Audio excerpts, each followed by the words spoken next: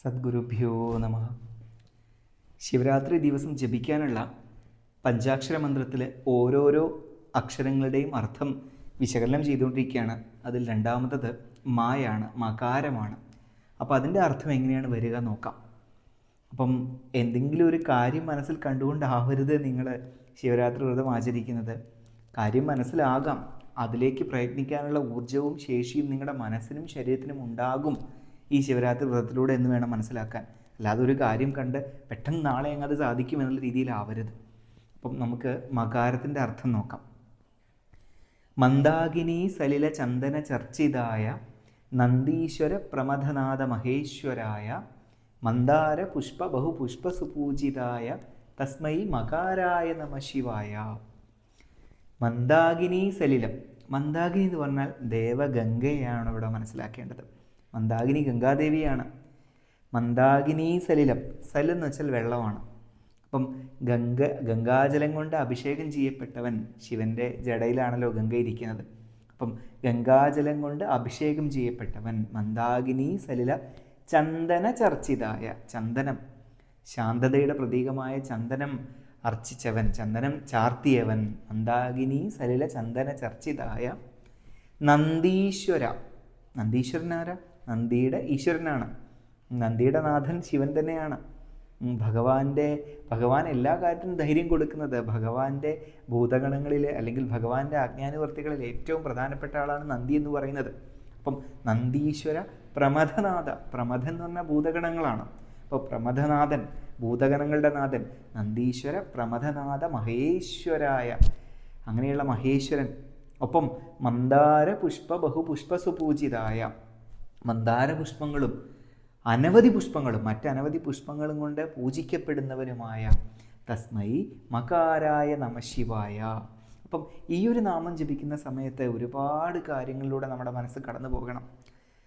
അപ്പം നിങ്ങൾ ജലത്തിൻ്റെ കാര്യം എടുക്കാം. നിർമ്മലതയാണ് ഗംഗാജലം. നിർമ്മലത. നിർമ്മലം എന്ന് പറഞ്ഞാൽ മലമില്ലാത്ത അവസ്ഥ, മാലിന്യമില്ലാത്ത അവസ്ഥയാണ്. ഒപ്പം ചന്ദനം ശാന്തതയുടെ പ്രതീകമാണ്. അപ്പം അതെല്ലാം ഭഗവാനിൽ ഉണ്ട് എന്നുള്ളതാണ്. അപ്പം നമ്മൾ ഈ മന്ത്രം ജപിക്കുന്ന സമയത്ത് നമ്മളിലേക്കും അത് വന്നു ചേരണം. നമ്മുടെ മനസ്സ് നിർമ്മലമായിരിക്കണം, മാലിന്യമില്ലാത്തതായിരിക്കണം. മന്ദാകിനി സലില ചന്ദന ചർച്ചിതായ. നന്ദീശ്വരൻ. നന്ദി ധൈര്യത്തിൻ്റെ പ്രതീകമാണ്. ഭൂതഗണങ്ങൾ ഏത് കാര്യവും പ്രവർത്തിക്കാനുള്ള ആ ഒരു ശക്തി, അങ്ങനെയുള്ളതിൻ്റെ നാഥനാണ് ശിവൻ എന്ന് പറയുന്നത്. നന്ദീശ്വര പ്രമഥനാഥ മഹേശ്വരായ. ഇനി മന്ദാരപുഷ്പ ബഹുപുഷ്പ സുപൂജിതായ. സ്വയം സമർപ്പിക്കുന്നതിൻ്റെ ആ ഒരു പ്രതീകമായിട്ട് ആ പുഷ്പത്തെ മനസ്സിലാക്കേണ്ടത്. മന്ദാരപുഷ്പം ദേവപുഷ്പമാണ്. മന്ദാരപുഷ്പവും അതുപോലെ മറ്റനേകം പുഷ്പങ്ങളും വെച്ച് പൂജിക്കപ്പെടുന്നവനുമായ തസ്മൈ മകാരായ നമ ശിവായ. അങ്ങനെയുള്ള ആ ശിവനെയാണ് ഞാൻ ധ്യാനിക്കുന്നത്, പൂജിക്കുന്നത് എന്നുള്ളതാണ് ഈ ഒരു ശ്ലോകത്തിലൂടെ മനസ്സിലാക്കേണ്ടത്. നമശിവായ ചെല്ലുന്ന സമയത്ത് മകാരം ഇത്രയെല്ലാം കാര്യങ്ങളെ ഉദ്ദേശിക്കുന്നു എന്നുള്ളതാണ്. അപ്പോൾ ഇനി നമശിവായ ചെല്ലുന്ന സമയത്ത് ഈ ശ്ലോകം മനസ്സിൽ കരുതേണ്ടതുണ്ട്. മൂന്നാമത്തത് ശികാരത്തെക്കുറിച്ചാണ് പറയുന്നത്. നമശിവായ, അതിൽ ശികാരത്തെക്കുറിച്ചാണ്. അതിനെ പ്രതിദാനം ചെയ്യുന്ന ശ്ലോകം ഏതാണെന്ന് നോക്കാം.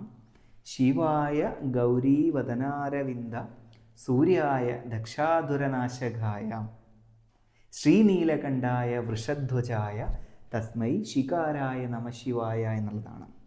അപ്പം ഓരോന്നിൻ്റെ അർത്ഥം നോക്കാം. ശിവായ, ശിവം മംഗളകരമായത്. ഏതൊന്നാണോ മംഗളകരമായത് അതെല്ലാം ശിവമാണ്. പ്രകൃതിയിലെ ഓരോന്നും ശിവമയമാണ്. ഓരോ അണുവിലും ശിവനുണ്ട് എന്നുള്ളതാണ്.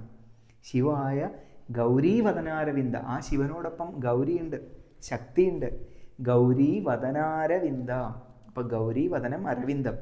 ഗൗരിയുടെ വദനം അരവിന്ദമാണ്. അരവിന്ദം പോലെയാണ്, താമരയാണ്. ഗൗരി വദനം എന്ന് പറഞ്ഞാൽ മുഖം. ശിവായ ഗൗരി വദനാരവിന്ദ സൂര്യായ. അപ്പോൾ ആ വദനാരവിന്ദത്തിന് പ്രഭയേകുന്ന, അരവിന്ദം പറഞ്ഞാൽ താമരയല്ലേ, ആ താമര വിരിയുന്നത് സൂര്യൻ്റെ സാന്നിധ്യത്തിലല്ലേ. അപ്പം ആ താമരയ്ക്ക് അത്രത്തോളം ഭംഗിയേകുന്ന ഗൗരി വദനാരവിന്ദ സൂര്യായ. അങ്ങനെയുള്ള സൂര്യപ്രഭയോടുകൂടിയവനാണ് ആ പരമശിവൻ എന്നുള്ളതാണ് അവിടെ അർത്ഥമാക്കുന്നത്. ദക്ഷാധുര നാശകായ. ദക്ഷൻ്റെ യാഗത്തെ ഇല്ലാതാക്കിയവൻ. കഥയറിയാലോ, ദക്ഷയാഗവും അതുപോലെ സതീവിയോഗവും അതിനുശേഷമുള്ള പാർവതീഭരണയോ അതെല്ലാം നമുക്കറിയാവുന്ന. ആ ദക്ഷൻ്റെ അഹങ്കാരത്തെ ശമിപ്പിച്ചവൻ.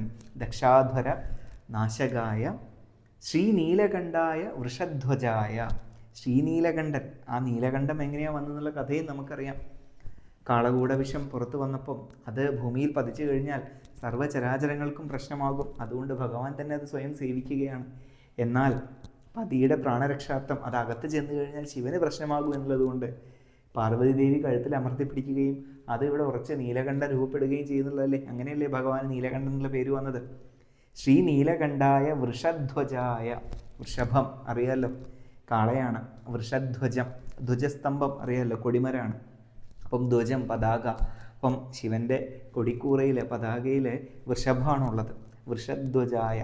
മാത്രമല്ല ശിവന് ധൈര്യം പകരുന്നത്, ശിവൻ്റെ എല്ലാ പ്രവൃത്തികളും നിർവഹിക്കുന്നത് നന്ദിയിലൂടെയാണ്. നന്ദിയോട് പ്രാർത്ഥിച്ചാൽ അത് നേരിട്ട് ശിവനിലെത്തും എന്നുള്ളതാണ് സങ്കല്പം.